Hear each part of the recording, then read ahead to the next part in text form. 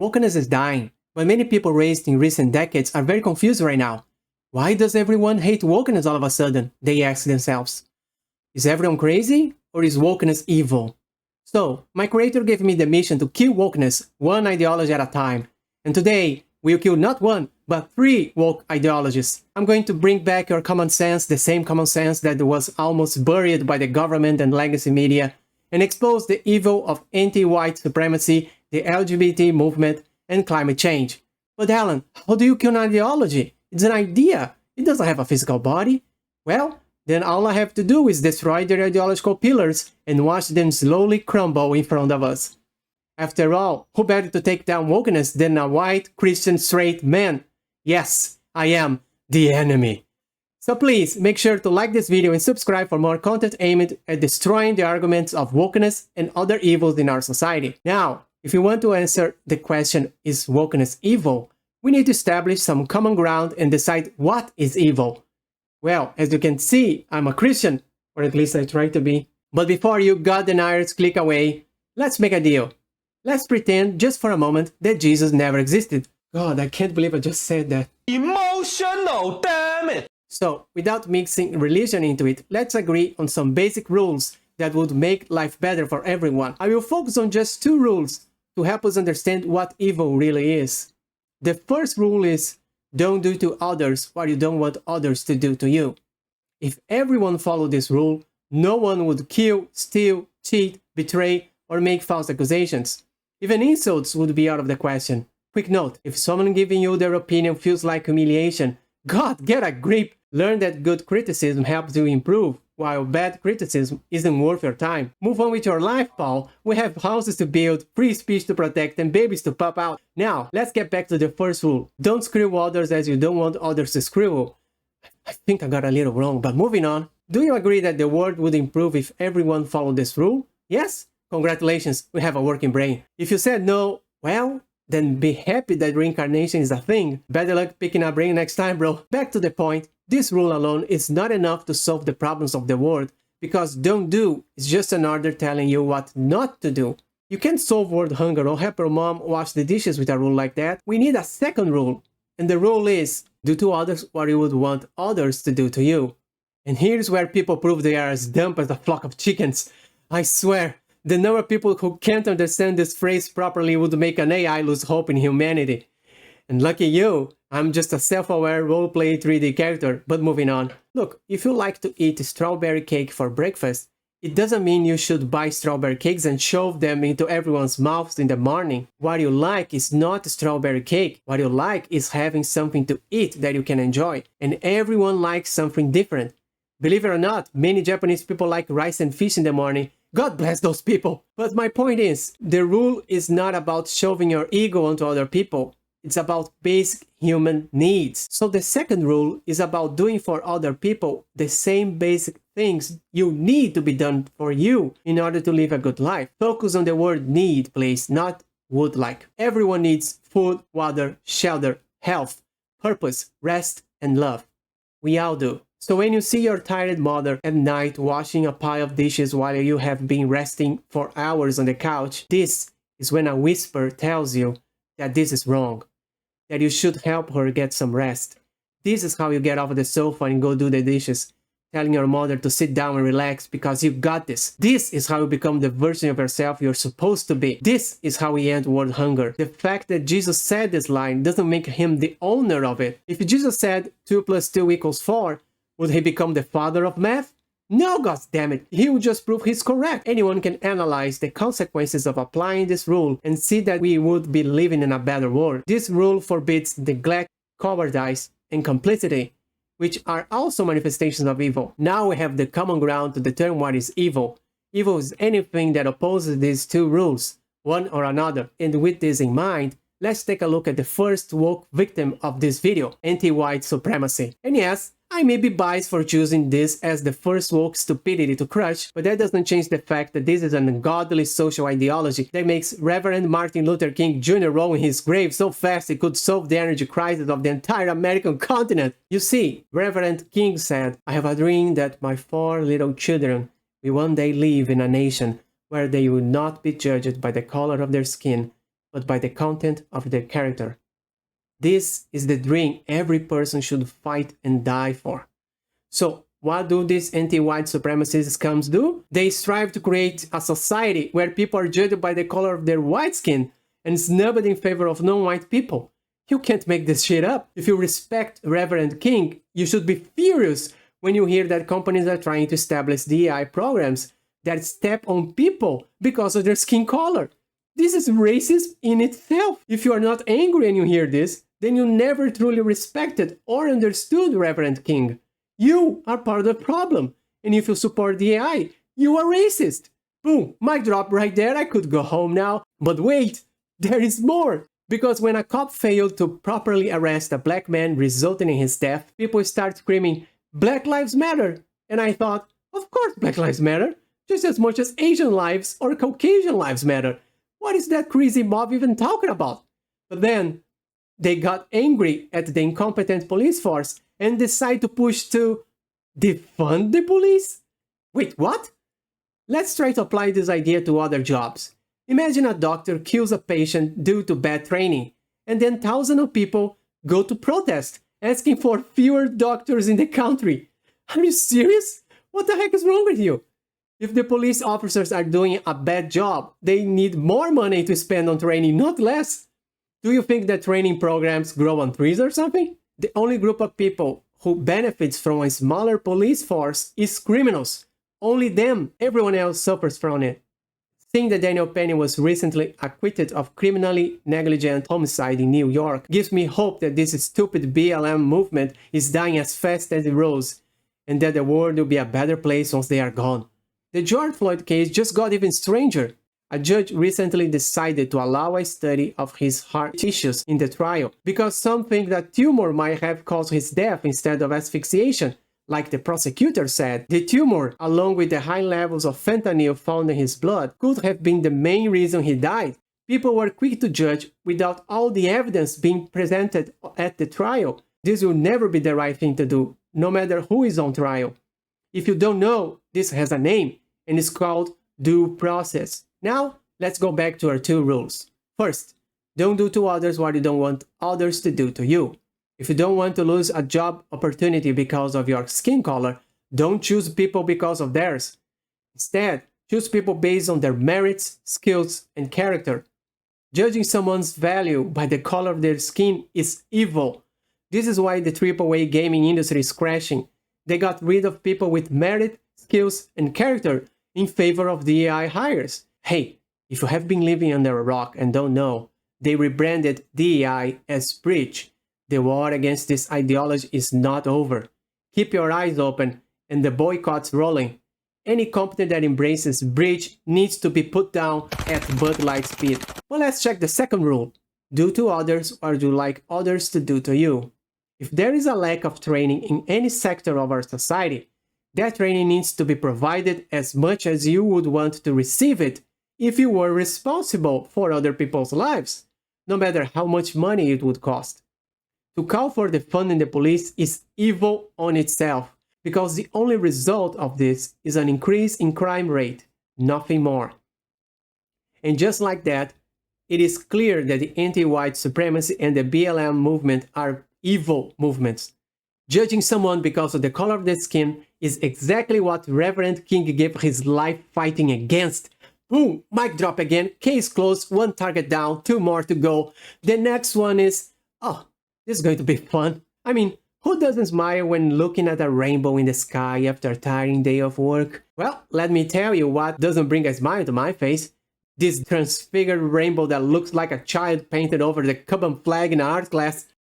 Give her a 0 and make her sing the national anthem 10 times facing the US flag. For the love of God, she can still be saved, because that's the only flag that she'll ever need to remember. Speaking about Americans, of course, this should have been the only way to go. But then the good people in America decided to sleep, while the left, slowly burning their free speech, used the FBI to tail Catholics as extremists, blackmailed social media platforms to hide the truth from the Americans, and then one day they woke up to see this crap everywhere. Markets filled with LGBT clothes for children.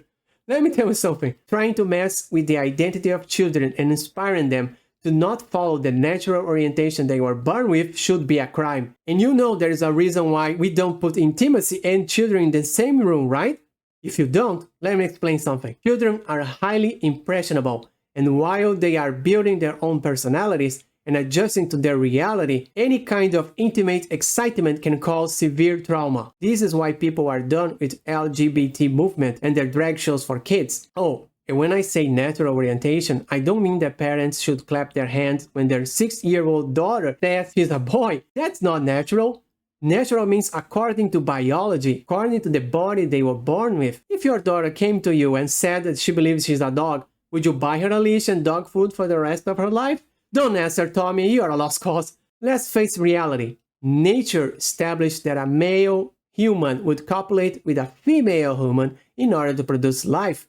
That is our nature. Whatever other use people give to genitals, it's not natural. You know, it's really funny when people argue that homosexuality is natural because penguins and lions also do that. Yeah, lions clap their mothers and sisters, and penguins bang dead bodies too. Wait, are you trying to tell me something? Anyways, what is your argument? That because animals do stupid shit, is it okay for us to do the same stupid shit? Are you listening to yourself? So, because spiders eat their babies, women should be okay eating their babies too? Do you really believe this is an argument? The only thing natural here is the common stupidity among animals and humans for going for the wrong hole. Nothing more. Ah, I got it. I see what you're doing. You are abusing the meaning of the word natural to fit your argument. When we say that heterosexuality is natural, we mean that by the laws of nature, a male and a female need to be intimate in order to produce life. But when you say natural, you mean something that happens naturally. These meanings are not the same. It is expected that animals will commit mistakes. It is expected that humans will commit mistakes, but it doesn't mean that these mistakes define the purpose of their genitals. The reality is, it's a kink. I know, I'm not the first to say that. Melanie Mac has been saying this for a long time now. Oh god, now that is a Mac I would like to put my mouth on. Damn! Why are you jumpy? I was talking about that Mac over there. You good, bro? Anyway, it is a kink. Why? Because if you use your genitals out of their purpose, all that is left is pleasure, nothing more. You are just looking for your fix in your vice. That's the definition of kink. To seek pleasure doing something different. There is nothing sacred or virtuous in a kink. There is only pleasure. There is no higher purpose when you use your genitals if pregnancy is not in the menu. All that is left is animalistic pleasure. Oh, by the way, BJ and using the back door are also kinks, just to clarify, you bunch of degenerates. This is not only the Catholic view, but also the Spiritist view regarding homosexuality. Oh shit, no religion. Okay. Well, people are not perfect, of course, but that doesn't make their kinks represent the biological expected use of genitals. Not at all. There is no virtue in kinks. There is no glory in kinks. There is nothing to be proud of. Boom, mic drop again, time to go home. What? Not yet? Come on, creator. What else do I need to say? Okay, let's dance with the coffin over our shoulders, I guess. We all know by now that around 1% of the population suffers from gender identity disorder. Yes, I called it a disorder, just like the American Psychiatric Association called it until 2013. But then, mysteriously, the APA decided to change how they call it to dysphoria. I wonder why. I wonder what was happening in 2013 that could have pushed this sudden change in how a sickness was understood. I feel my gut tingling right now. APA might be involved in some deep shit. Wait, Alan, you can't challenge the APA. I can't? Hold my beer. Let me see. Yes, I found it. From 2009, America started to see a great movement supporting the LGBT community. It was also supported by governmental policies and investments. Wait a second. Investments? Who was president at the time? Oh, okay. I remember that.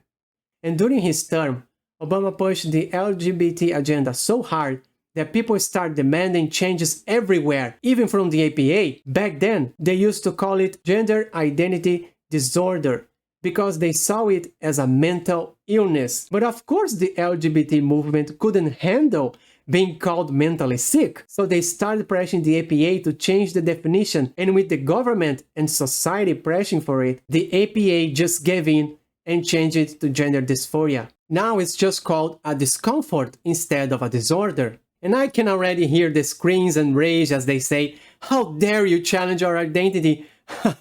Why are you criticizing me for that? You are the ones that started to challenge our identity. I'm just doing the same."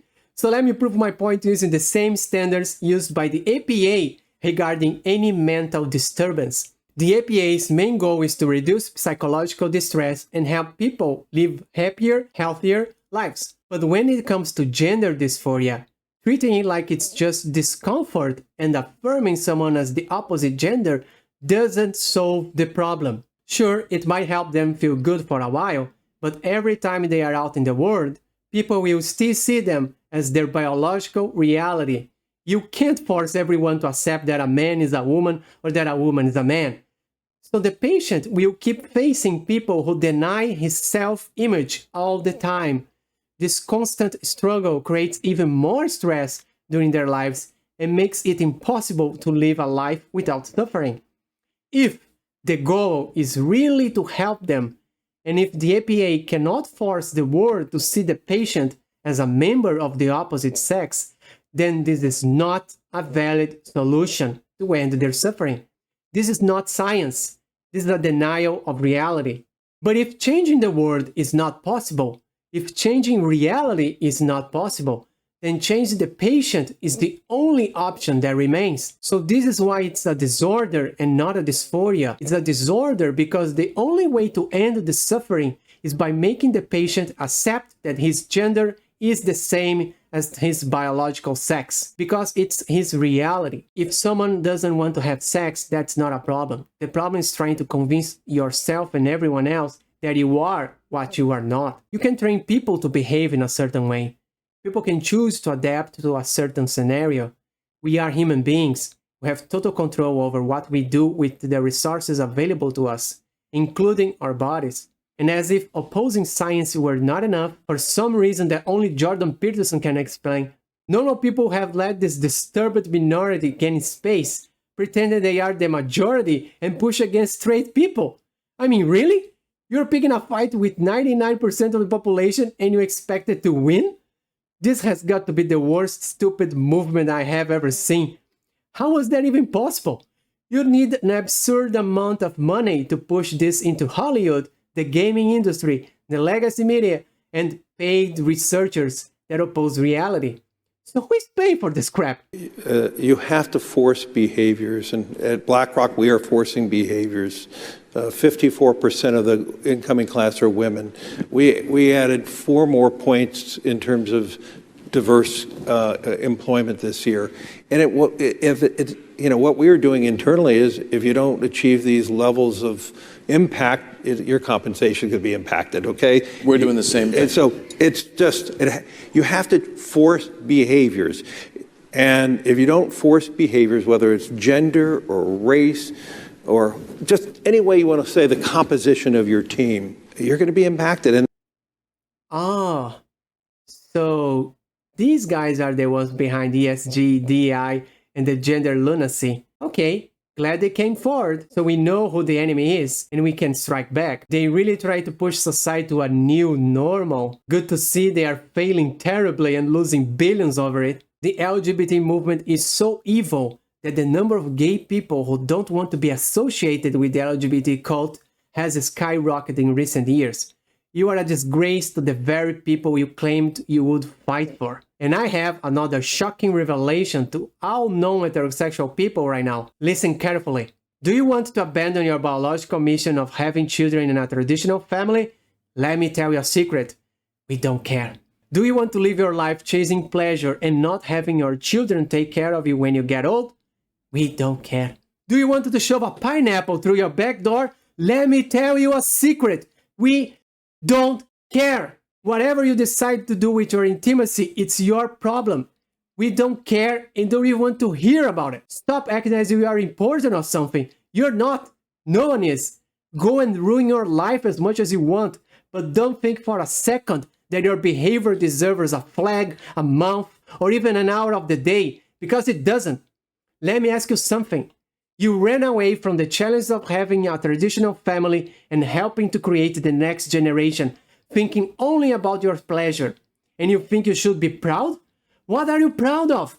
Do you think mothers sacrifice themselves for their children because it gives them pleasure? Do you think fathers work their asses off in terrible jobs away from their kids because it brings them pleasure? What the heck is wrong with you? Life isn't about pleasure. It's about duty and sacrifice.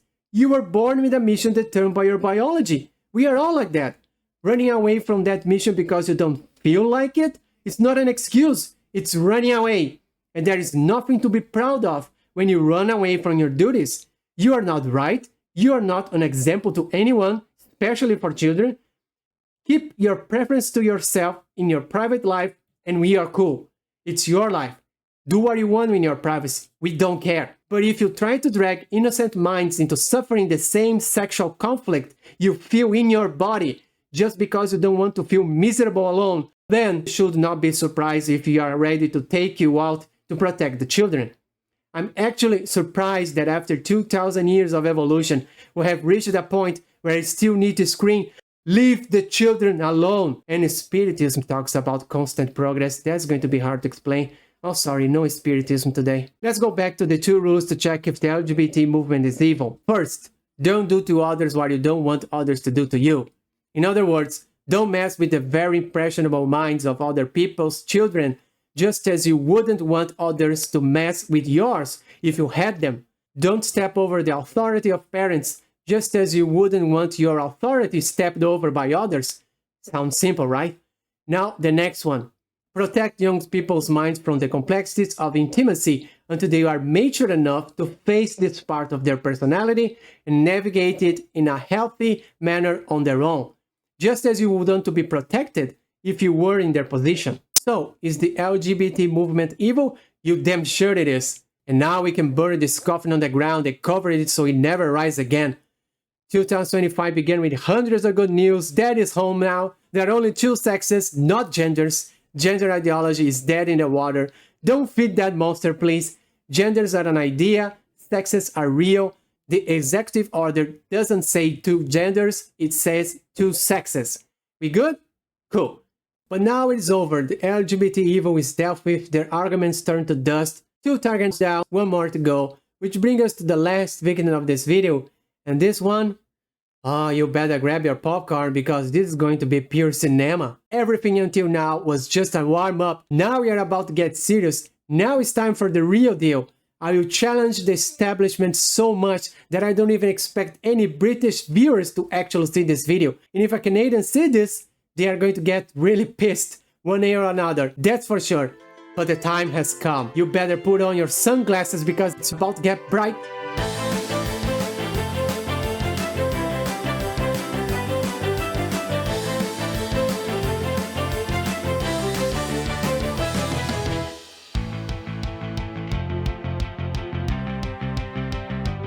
Our story begins in 2013, when NASA published a statement on its climate change website claiming that 97% of scientists agree that global warming is caused by burning fossil fuels.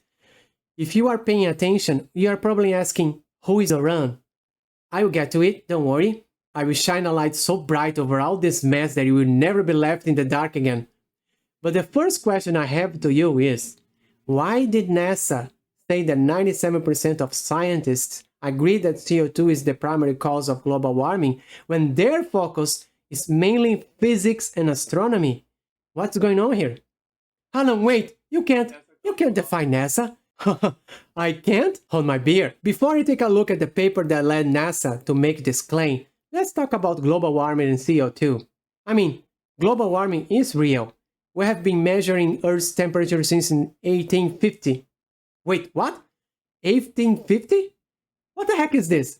We have measured less than 200 years of a planet that is 4.5 billion years old. Did you hear that?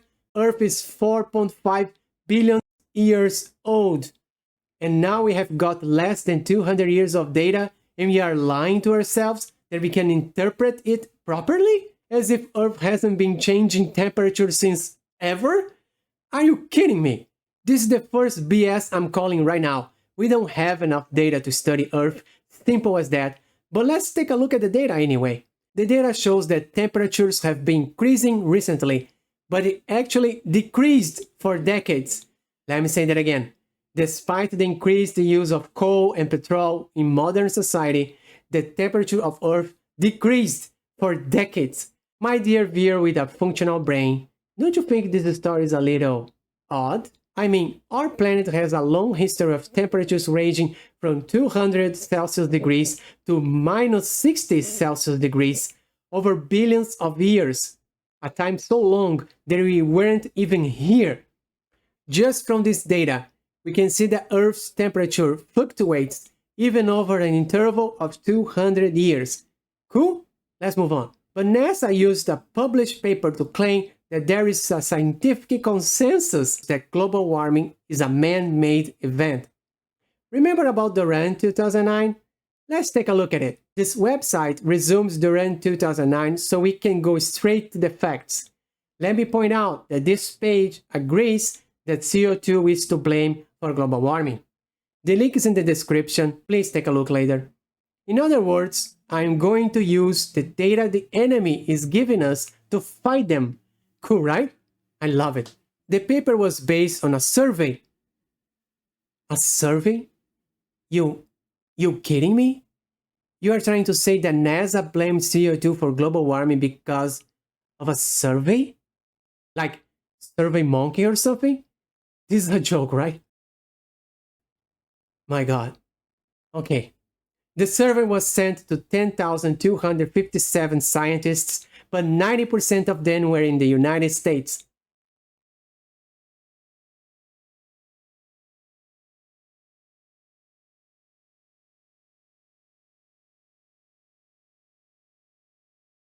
Wait a minute. It's a lie. The scientific consensus is a lie. NASA, your global scientific consensus is dead on arrival. You used a survey that represented less than 2% of the global scientific community and claimed there was a scientific consensus? Anything this paper says is clearly BS. This is the second BS I'm calling already. You know what? Let's check the NASA website about global warming and scientific consensus. Okay, so they say we need to focus on evidence, not on opinions. I completely agree. So here is the evidence.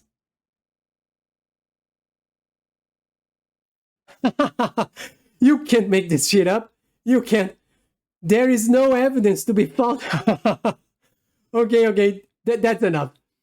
Due to the lack of evidence, I hereby declare CO2 not guilty of causing global warming. NASA is ordered to pay all fees and a substantial amount for moral damage to CO2. Man, this was the easiest job in the world. Case closed, NASA lied to us. Time to go home and eat my strawberry cake. What? Why? Oh, creator, don't you dare tell me the cake is a lie, because if you do, things are about to get rough. Okay. Let's continue to crush this farce until nothing remains. Let's continue reading this piece of crap.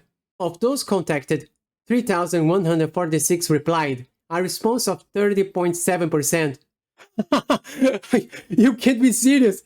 You got a little more than 30% of replies and are still trying to talk about a scientific consensus? How stupid do you think we are, NASA? How exactly has this scam never been exposed until now? Oh, it has. Many organizations have published more than 4,000 scientific papers that refute the idea that CO2 is to blame for global warming. And guess what? Many books have been written on the subject too. I'm not the first or the last to notice that this is a farce. Very well, faith in humanity restored. Let's continue. Lots of scientists specializing in atmospheric fields, oceanography, botany, astronomers, among others, were left out. You know, the guys who could actually blame global warming on solar radiation or oceanic volcanoes, or had any knowledge about CO2 in nature? I wonder why. I have already mentioned this, but the fact that 90% of the scientists were Americans also means that all the knowledge and research on climate change done in other countries was basically ignored by this survey. NASA, you tricky little prankster.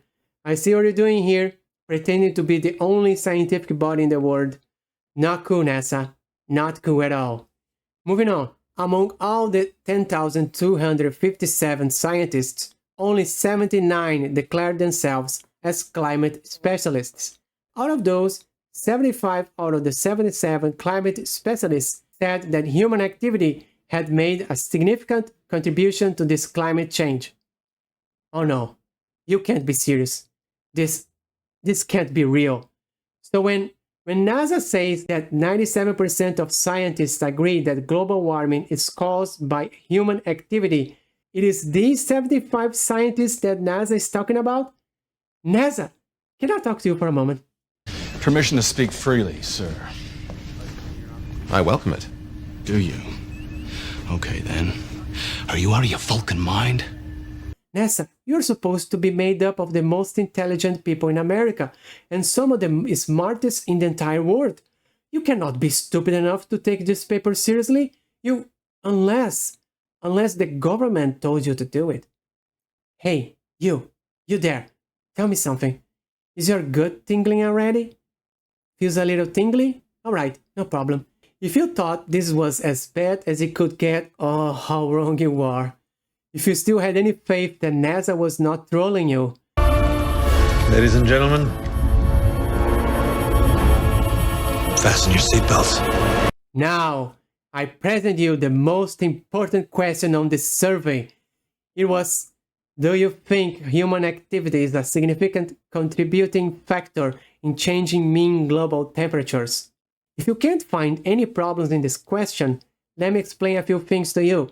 First, take a look at the word think. Now, try to write your graduation paper saying, I think this is true, or I think the results will be like that, or I think this is not the reality. And show this to your advisor professor. He's going to burn your thesis on the fire where it belongs. There is no value in what someone thinks. What someone thinks is irrelevant to science because science is based on facts. If you think water could boil at 200 Celsius degrees, you don't just say, oh yeah, I think it could. No, you go and you do the research to prove if it's possible or not. Then you compile the data and the method you used it so other scientists around the globe can check what you did. This is called the peer review process. Peer review process is when experts in the same field check someone's research to make sure it's accurate, trustworthy, and makes sense before it gets published or shared. By the way, water can boil at 200 Celsius degrees if the atmosphere pressure is approximately 15 times our atmosphere right now. Going back to the question, what is the problem here? The question is asking what the self-proclaimed climate scientists think, not what evidence they have. This survey never presented any evidence that climate change is caused by human activity. Never. Pay attention to this. This paper never presented any evidence that human activity causes global warming. So what does that mean? It means that they could have said anything. Now, try to guess what would happen if these 75 scientists met an interested party that paid them a lot of money to say they believed global warming was caused by human activity. What do you think they would do? They don't even need to show the evidence. They just have to say yes. The fact that these guys answered yes is irrelevant if they don't show any proof of what they are talking about. Period. Case closed again. I know. It's hard to keep watching me kick this dead horse called scientific consensus, but please, bear with me. I want you to store all this anger and resentment inside your heart so that the next time someone tells you that there is a scientific consensus saying that CO2 causes global warming, you can look them dead in the eyes and say, "Fuck off!" And I assure you, when you say that to their shocked eyes, all of this will have been worth it. Because you will have made clear they hold no power over you. Cool? Alright, Let's end this. And as if the lack of evidence supporting the 97% scientists' opinion wasn't enough to throw this in the trash, tell me, what the heck is significant? 10%? 25%? 50%? What does significant even mean in this context? Who greenlit this piece of crap survey? The most important question is the worst of them all. How could NASA ever take this seriously and use it to shove down our throats that we are responsible for global warming? And because of that, we shouldn't buy cheap gas to drive our cars and warm our houses at reasonable prices? Oh, I think I should stop talking now. Let's just move on. Do you remember when I talked about peer review? Try to guess. This paper was never peer-reviewed. Never. Not even once. This paper should never have been taken seriously. And in fact, it was never taken seriously by a large portion of the scientific community. Thousands of scientists have challenged this paper, organized in dozens of think tanks and non-political scientific organizations. The most famous one is NIPCC, the Non-Intergovernmental Panel on Climate Change. More on that later. All you have to do is pay attention to what they are saying, and you will also notice that this is strange as hell. I am not better than you. I just decided to pay attention. Look at the data in the links below for yourself, and you will see exactly what I saw. It should be clear by now that there is no such a thing as a scientific consensus affirming that climate change is caused by human activity. However, the US government has spent more than $77 billion on this scam just in federal climate change funding from 2008 to 2014. What? $77 billion? This is American taxpayers' money. What is this? This has got to be the greatest scam in history. I'm a little afraid to ask, creator, but who was president from 2008 to 2014? Paint me surprised. Anywho, we have finally arrived at the last major problem with this survey, the lack of world specialists. Let me explain. We have oceanographers to study tides and other factors affecting ocean temperatures. We have geologists to investigate volcanic activity. We have atmospheric scientists to analyze air currents and large storms. We have astronomers to study solar radiation and its effects. But here's the catch.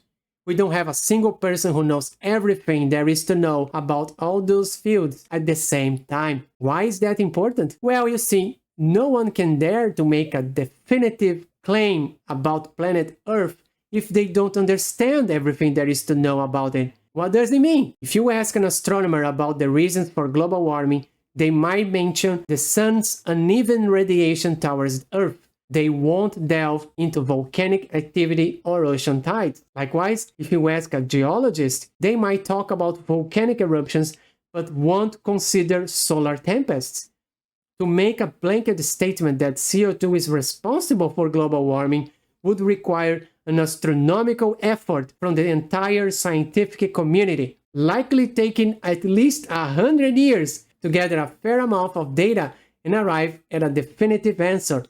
And one thing is for sure, it couldn't be achieved by the spiteful excuse of a paper that NASA decided to support.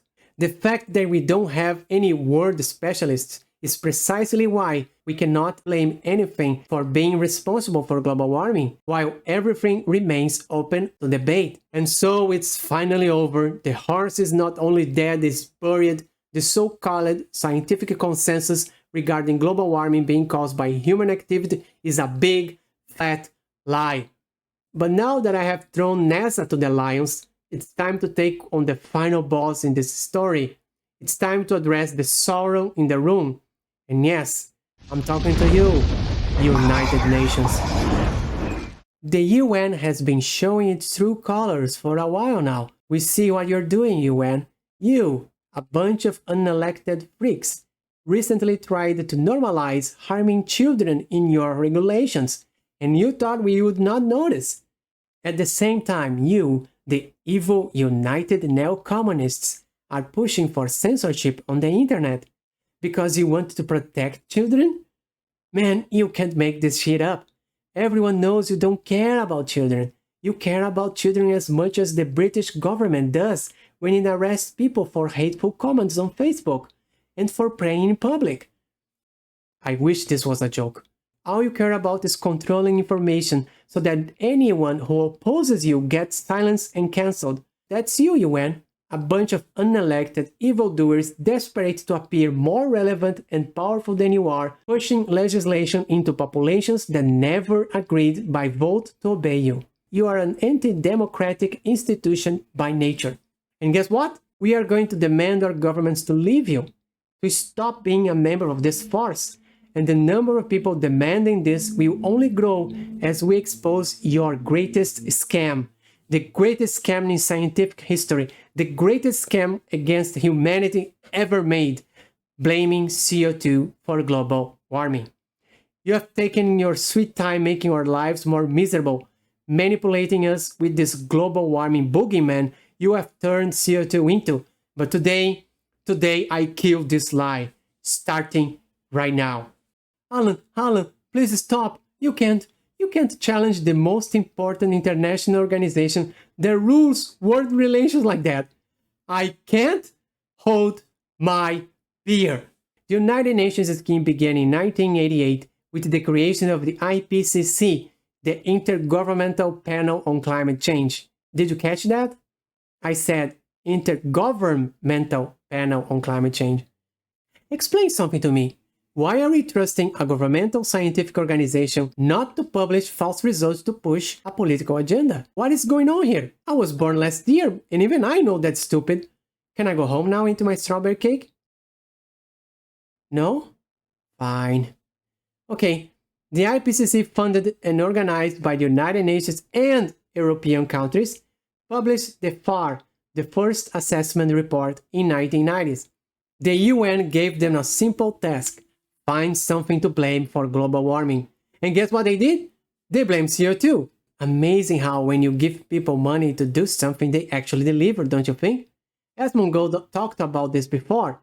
We don't have the clip, so I will simulate what he said. If you pay people to find problems, guess what they will do? They will find problems where it doesn't exist, so they can reaffirm the need for them to continue existing and get more money for it. Why the wig creator? Is he bald? Wait, he's not bald. Great, if he's Asmongold, then you are Asmon Platinum. Okay. So now you know that the UN funded a governmental body to tell us what to blame for climate change. And after studying 3 rings, they concluded that an increase in CO2 causes an increase in global warming. What? Why? What the heck is that? I mean, look at the graphs. The only thing 3 rings tell us is that Earth's temperature and CO2 levels increase at a similar pace, but we can't tell what happened first. This is the chicken and egg problem all over again. We can't say if temperatures rose because of increased CO2, which could have been caused by something natural, not man-made, or if CO2 increased because temperatures rose first. You can't tell just looking at this graph. Who did you think you were fooling with this garbage? UN, how stupid do you think we are? Don't answer, I get it. There are lots of stupid people around the globe, but unlucky for you, there are also people paying attention to this mess you're making, UN. I'm not the only one. After the Science of Climate Change in 1995, Dr. Frederick Seitz, former president of the National Academy of Sciences and former president of the American Physical Society, said, "In more than 60 years as a member of the American scientific community, I've never witnessed a more disturbing corruption of the peer review process than the events that led to this IPCC report."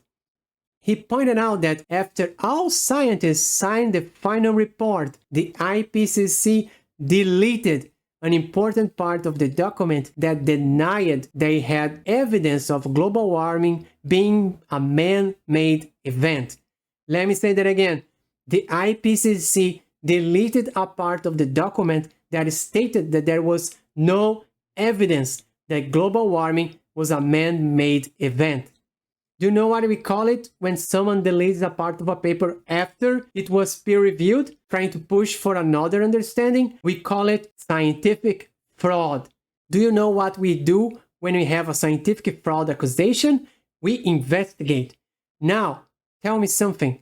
Who is going to investigate the United Nations for scientific fraud? Just who?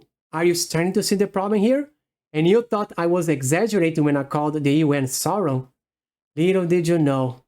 By the way, Bert Bolling, the IPCC chairman at the time, responded to Dr. Seed's accusation of fraud. Link in the description. Here is what he said. He said, the changes were to improve presentation, clarity, and consistency. Can you believe the audacity of this scammer when he was caught? He removed the part of the report that made it clear that there was no evidence that global warming was man-made, and he said they removed this part to improve presentation, clarity, and consistency. Please explain to me how is the removal of vital information from Chapter 8 that immediately shuts down any idea of global warming being a man-made event, making the report more presentable, clear, and consistent. Consistent to what? Because consistent to truth is clearly not the case here. So, we have conflicting information regarding global warming. Feeling lost? Lucky for you, I'm about to give you a free crash course called Global Warming for Dummies, where I will expose all the lies the UN has been pushing for decades, and of course, I will top it all off with the most probable reason for all this nonsense. This is gonna be glorious. First of all, let's clear something up. Global warming is real, but here's the problem. We don't know why it's happening. What could have caused global warming? You don't need to be a genius to know that a huge amount of the heat reaching Earth comes from the sun, right? You have probably heard about solar storms, those events where Earth is hit with large amounts of radiation and heat. But here's the kicker. You have barely heard about studies that try to separate the heat from these storms from the so-called heat kept by CO2 in the atmosphere. The Green Party takes all the global warming and blames it on CO2, which is as stupid as it gets. In other words, the paid science is focusing on one presumed source of heat, while clearly ignoring all the others and telling everyone to ignore it too. Not convinced? No problem, I'm still cooking. Let's continue. I don't know about you, but I got curious about this United Nations boogeyman called CO2. Can someone please explain to me how CO2 increases the temperature of the freaking oceans? Luckily, I found an explanation online. I will share the link below. It's from the Columbia Climate School. Alright, let's take a look. Looking at this image, we see that CO2 is reflecting half of the heat back to Earth. But if you are a smart person, what you're really asking yourself is, if CO2 keeps the heat inside Earth's atmosphere, does it also keep heat out? The heat that comes from the sun? Let's check the response. They say that CO2 doesn't keep heat out because it doesn't interact with solar radiation. Instead, it only interacts with heat after it becomes infrared radiation. Well, Professor Smerdon, that could be an answer if we didn't know that more than half of the sun's radiation is infrared radiation. You tried to fool me, Mr. Smerdon, and I didn't like it, not a single bit. This article is a perfect example of global warming gaslighting. And as you can imagine, I'm gonna cook this so hard they will never recover from this. When it comes to CO2, if you are a bright person, as you should be, you are probably curious to know how much CO2 is in our atmosphere. Because for it to not only heat the entire atmosphere, but also the freaking oceans by a few degrees, it must make up a significant portion, right? But tell me, creator, how much CO2 do we have in our atmosphere? 4%? That's a little less than I expected, but... Wait, what? 0.4? This has to be a joke, right? 0.04. You serious? Hey, you there. Tell me something. Is your gut tingling yet? No? Not much? That's fine. Let's keep moving. As you can imagine, the Columbia Climate School also had an answer to that.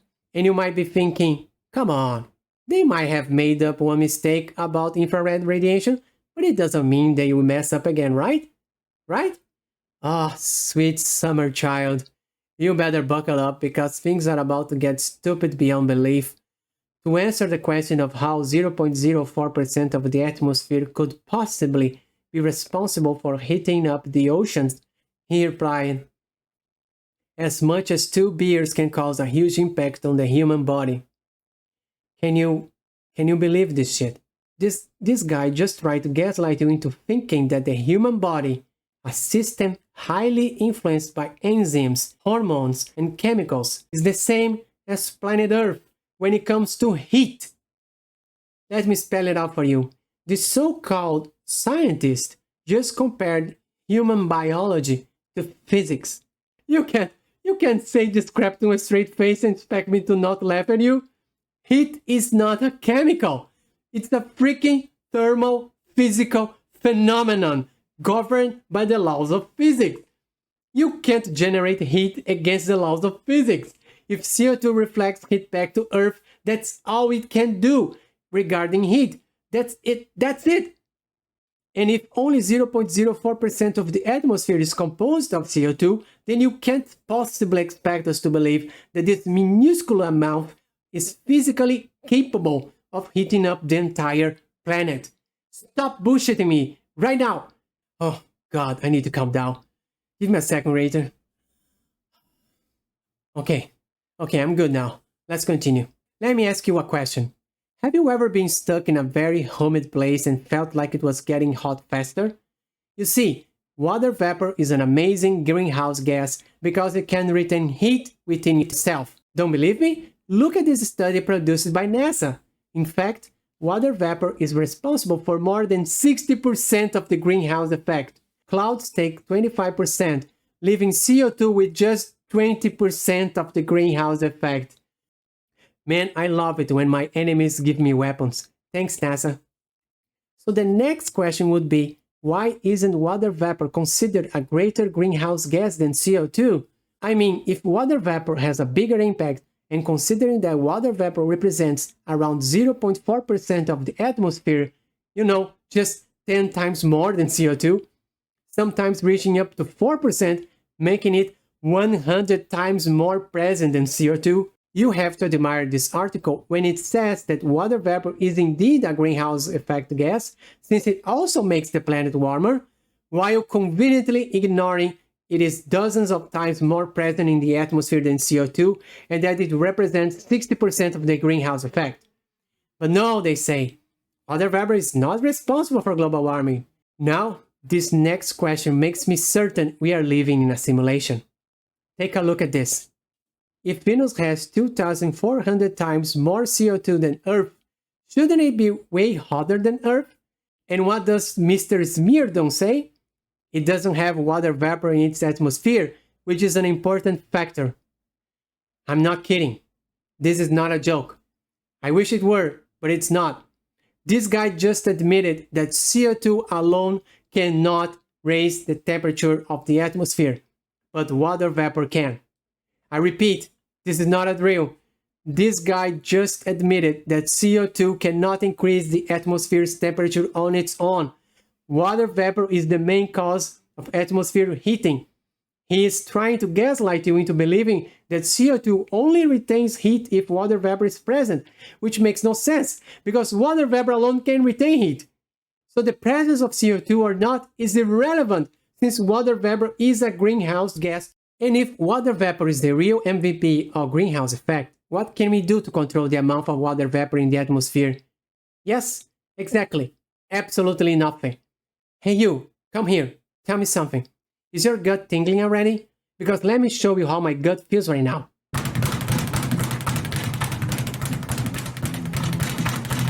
And now, to finish this farce with a bombshell, The Guardian published an article where scientists revealed that when the planet's temperature rises, the poles release an immeasurable amount of CO2. Let me say that again. When the temperature rises, CO2 levels in the atmosphere increase. I kid you not. They themselves gave us proof that they were lying all along.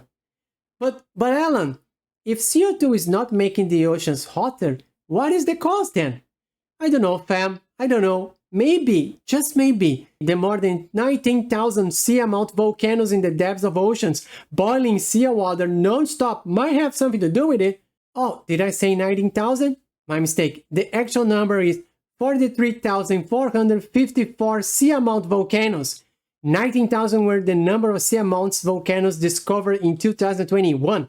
But how much heat these volcanoes have been releasing in the oceans the past 200 years? Yes, exactly. We don't know, because there is no study counting that. This gets even worse when you realize we haven't mapped even 30% of the ocean floor. We could have 100,000 sea-mount volcanoes for all we know. Oh, but did you think this was all? No. NOAA has been caught manipulating data that disproves the narrative of global warming due to CO2, even altering historical data. They are literally rewriting scientific history to fit their claim that global warming is caused by CO2. And you still believe the climate change alarmists who don't even check their own data, even when the truth was right in front of you the whole time? The truth has been staring you in the face all along. The only reason you chose to ignore it is because you didn't want to admit they got you. You want to believe you are a hero, fighting to save billions of lives from the evil capitalist corporations that are burning the planet to the ground. You made this your identity for decades. I understand it's hard for you to accept these facts. You don't want to admit that you were foolish enough to believe the legacy media and the government. I know it would hurt your pride to admit you were fool to believe them. I understand that. But now you know the truth, and you need to make a choice. It's time for you to choose between the blue pill and the red pill. The blue pill will keep you in line with the establishment. You will believe whatever they want you to believe and let them decide what freedoms you might have. The red pill will make you a seeker of the truth. You will question everything and will see by yourself how far this rabbit hole goes. It's time to choose. After you took the red pill, right? Right? Let's recap it all, shall we? The UN creates the IPCC that claims CO2 is responsible for global warming. As a result, gas consumption is reduced, oil transactions decline, and people become more miserable because of it. To give an idea of how monstrous this is, some countries are even banning families from collecting firewood to survive the winter. All sacrifices to the altar of climate change. Hundreds of millions of people, including you, are poorer because you have to pay more for energy. Industries also have to pay more. And guess what? They pass the costs right back to you, the consumer, as always. You are paying the bill. And if you are American, their bill includes the $77 billion taxpayer dollars spent during the Barack Obama administration to fund this nonsense. And they do that by saying you should not use the cheap and affordable fossil fuel because CO2 will destroy the planet. Because CO2 is the only and most relevant cause of global warming, when actually it has a very small contribution to it at all. But the truth is that global warming is caused by many factors, and it is impossible to isolate each one. Why? Because we cannot replicate planet Earth in a laboratory. What this means? What this means is that you cannot isolate what heat increase is caused by the sun, the sea-mount volcanoes, or the greenhouse gases, because all of these factors are happening at the same time. If anyone tries to tell you that CO2 is the main responsible for global warming, there are 4 things that you need to ask that person before you agree. You should ask, first, show me a study regarding solar radiation and its heat increase on Earth during the past 50 years caused by solar flares and those other solar events I'm not gonna read. All these solar events cause global warming, by the way. Oh, of course, this study needs to be done by the NIPCC or another non-governmental scientific organization, because we know the UN and governments have been lying about this. Second, show me a study regarding the heat released by the more than 43,000 seamount volcanoes in the oceans during the past 50 years. Again, this study should be made and peer-reviewed by non-governmental organizations. Third, show me a study proving the isolated contribution of the greenhouse effect to global warming and point out the thermal contribution of water vapor, clouds, and CO2 separately in the past 50 years. Fourth, explain to me the scientific method used to isolate the global warming caused by solar events, seamount volcanoes, and the greenhouse effect that allowed you to conclude that CO2 is the greatest factor responsible for global warming, when the greenhouse effect itself only represents one of the basic three sources of global warming, and CO2 represents only 20% of the greenhouse effect. Only after they show you these studies is when you should start listening to them. Until that day comes, keep using your cheap gas to fuel your car and heat your house without feeling guilty about it. And if some irrational activists come to you and say, "No, you capitalist monster, you're killing the planet," I want you to look them in the eyes and say, "Go fuck yourself." What? Go fuck yourself. Was that clear? I hope it is. Hello, UN. You already know that there were many causes for global warming, so how could someone possibly try to blame all the global warming on a single cause? That's not just stupid, it's an evil act of manipulation. Evil? Yes, evil. This is a Psyop created by the UN. If you want to learn more about how Psyops work, take a look at this video and compare the making of a Psyop with the UN's approach to climate change. It's all there. The evocation of fear, the demand for compliance, the voice of the specialists, so it must be true, the avoidance to criticism, everything is there. The United Nations followed this by the book. But there is one more question we need to answer. The last question you might have is, why? Why did the UN do this? Why did the UN make the greatest psyops of all time? Why did the UN organize this scam? Scam? If it is a scam, then it's a crime. And if it's a crime, take out your inner private investigator and let's remember the golden rule your seniors taught you. Follow the money. What money, you ask? Tell me something. What are the greatest sources of CO2? Fossil fuels. Cool. Now, where are the greatest reserves of fossil fuels on the planet? The Middle East. Okay, does the Middle East bow to the Western culture and submit to their rules? No. Can the Middle East impact the West just by deciding not to sell oil? Yes. Do the wealthy Western-dominated countries within the UN like the situation? Not one bit. So how do they solve this? By abusing people's fear of global warming. By making them feel like they have something worthy fighting for the sake of everyone, by developing a new energy market that they can control, abuse, and profit from, all while the rest of the world grows more miserable. Did you see that? Let's make it clear. This market is valued in more than $1.21 trillion. Do you know from where most of this money comes from? Government incentives. Do you know what it means? This is your taxes, your money. You're not profiting, you're paying them. When you pay more to not use fossil fuels, you're paying them. When you let your feelings control you, even when your reason does not understand what's going on, you are paying them. All they care about is money. They are so desperate to make you poor that they invented the lie that the methane from cow shit is worsening global warming. Can you believe this crap? They want you to pay more for meat, while they destroy farmers and take control of the entire food supply. They want you poor, miserable, dependent on the government, so you will comply with the rules if you want to have what to eat. Canadians have been butchered by their carbon tax law. Imagine their reaction when they find out CO2 is not the driving force of global warming. Look, you want to have an EV that does not pollute the air, awesome, but not everyone can do that. Not everyone can afford expensive energy, but everyone deserves to live a prosperous life. And your climate change policies are only making people more miserable, manipulating them into fearing the end of the world unless they obey you. Is that evil? Yes. Why? Because UN lied to you about CO2 being the main cause of global warming. Because UN abused your fear of the end of the world to control you. Because UN pushed paid scientists to lie to you.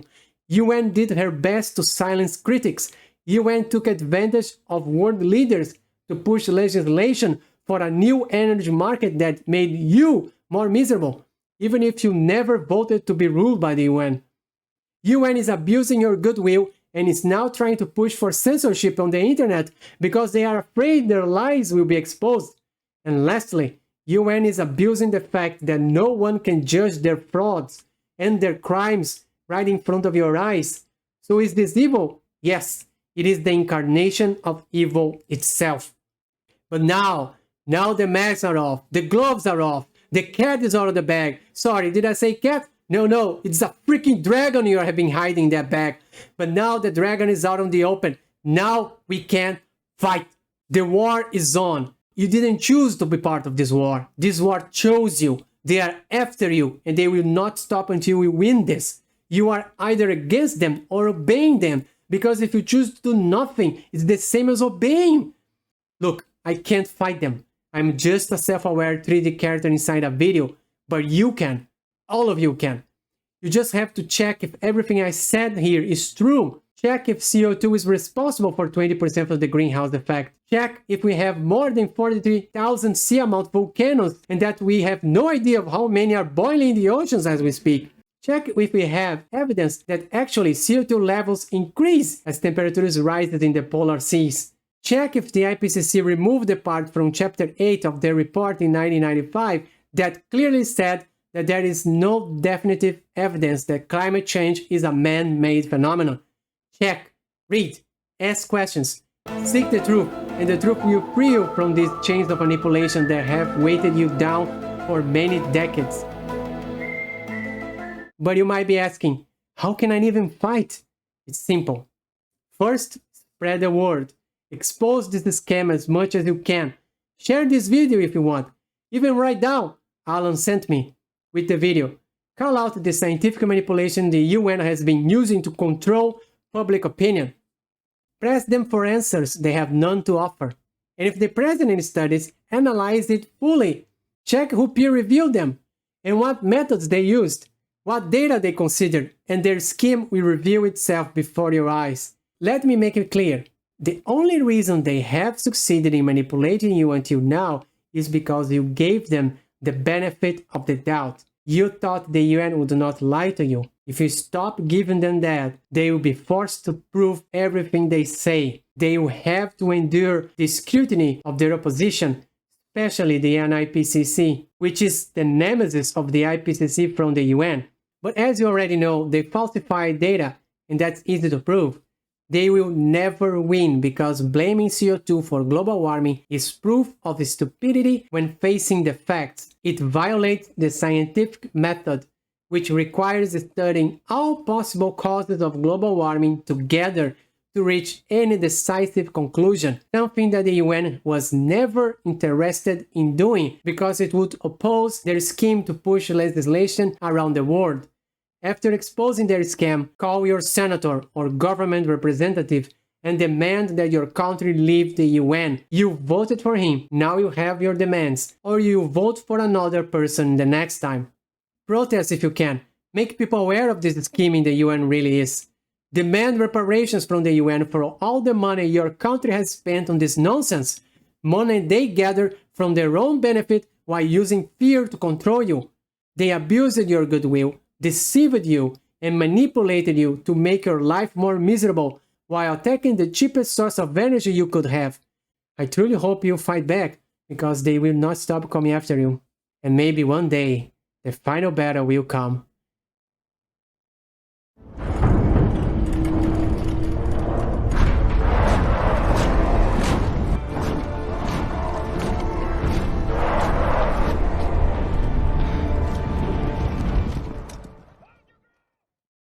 I thought I'd die fighting side by side with an elf. What about side by side with a friend?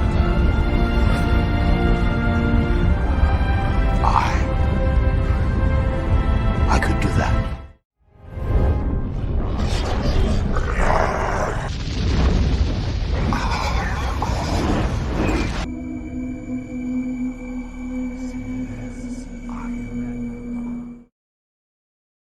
For science.